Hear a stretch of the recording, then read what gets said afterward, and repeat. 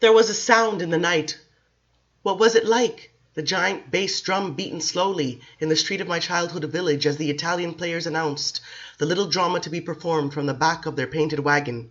The great bass drum that I myself had pounded through the street of the town during those precious days when I, the runaway boy, had been one of them.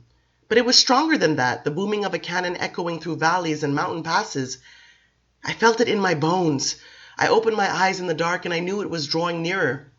The rhythm of steps it had, or was it the rhythm of a heart beating? The world was filled with the sound. It was a great ominous din that drew closer and closer. And yet some part of me knew there was no real sound, nothing a mortal ear could hear, nothing that rattled the china on its shelf or the glass windows, or made the cat streak to the top of the wall. Egypt lies in silence. Silence covers the desert on both sides of the mighty river.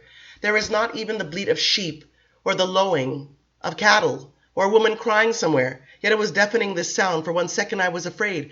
I stretched in the earth. I forced my fingers up towards the surface. Sightless, weightless. I was floating in the soil, and I couldn't breathe suddenly. I couldn't scream.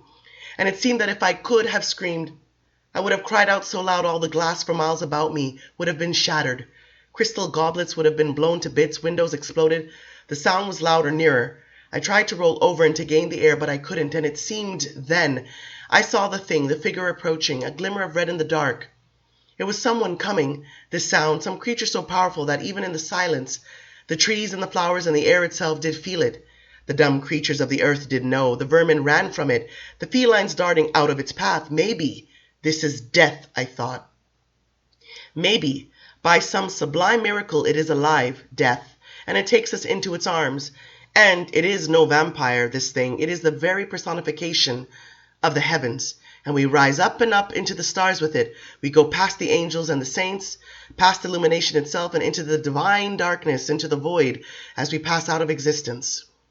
In oblivion, we are forgiven all things. The destruction of Nikki becomes a tiny pinpoint of vanishing light. The death of my brothers disintegrates into the great peace of the inevitable. I pushed at the soil. I kicked at it, but my hands and legs were too weak. I tasted the sandy mud in my mouth. I knew I had to rise, and the sound was telling me to rise. I felt it again, like the roar of artillery, the cannon boom, and quite completely I understood that it was looking for me, this sound. It was seeking me out. It was searching like a beam of light. I couldn't lie here anymore. I had to answer. I sent it the wildest current of welcome. I told it I was here, and I heard my own miserable breaths as I struggled to move my lips. And the sound grew so loud that it was pulsing through every fiber of me. The earth was moving with it around me. Whatever it was, it had come into the burnt-out, ruined house. The door had been broken away, as if the hinges had been anchored not in iron but in plaster. I saw all this against the backdrop of my closed eyes. I saw it moving under the olive trees. It was in the garden. In a frenzy again I clawed towards the air, but the low common noise I heard now was of a digging through the sand from above.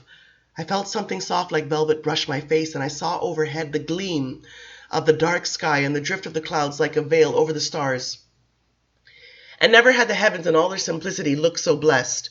My lungs filled with air. I let out a loud moan at the pleasure of it. But all these sensations were beyond pleasure. To breathe, to see light, these were miracles. And the drumming sound, the great deafening boom, seemed the perfect accompaniment. And he, the one who had been looking for me, the one from whom the sound came, was standing over me. The sound melted. It disintegrated until it was no more than the after-sound of a violin string. And I was rising, just as if I were being lifted up out of the earth, though this figure stood with its hands at its side. At last it lifted its arms to enfold me, and the face I saw was beyond the realm of possibility. What one of us could have such a face? What did we know of patience, of seeming goodness, of compassion? No, it wasn't one of us. It couldn't have been, and yet it was, preternatural flesh and blood like mine, iridescent eyes gathering the light from all directions, tiny eyelashes like strokes of gold from the finest pen. And this creature, this powerful vampire, was holding me upright and looking into my eyes, and I believe that I said some mad thing, voiced some frantic thought, that I knew now the secret of eternity. Then tell it to me, he whispered, and he smiled, the purest image of human love. Oh God, help me, damn me to the pit of hell. This was my voice speaking. I can't look on this beauty. I saw my arms like bones, hands like birds' talons. Nothing can live and be what I am now, this wraith. I looked down at my legs. They were sticks. The clothing was falling off me. I couldn't stand or move, and the remembered sensation of blood flowing in my mouth suddenly overcame me. Like a dull blaze before me I saw his red velvet clothes, the cloak that covered him to the ground, the dark red gloved hands with which he held me. His hair was thick, white, and gold strands mingled in waves fallen loosely around his face and over his broad forehead. And the blue eyes might have been brooding under their heavy golden brows had they not been so large, so softened with the feeling expressed in the voice. A man in the prime of life at the moment of the immortal gift, and the square face with its slightly hollow cheeks, its long full mouth stamped with terrifying gentleness and peace. "Drink," he said, eyebrows rising slightly, lips shaping the word carefully, slowly, as if it were a kiss. As Magnus had done on that lethal night so many eons ago, he raised his hand now and moved the cloth back from his throat. The vein, dark purple beneath the translucent preternatural skin, offered itself. And the sound commenced again, that overpowering sound, and it lifted me right off the earth and drew me into it, blood like light itself, liquid fire, our blood, and my arms gathering incalculable strength, winding round his shoulders, my face pressed to his cool white flesh, the blood shooting down into my loins and every vessel in my body ignited with it. How many centuries had purified this blood, distilled its power? It seemed beneath the roar of the flow. He spoke, he said again, "Drink, my young one, my wounded one." I felt his heart swell, his body undulate, and we were sealed against each other. I think I heard myself say, "Marius," and he answered, "Yes."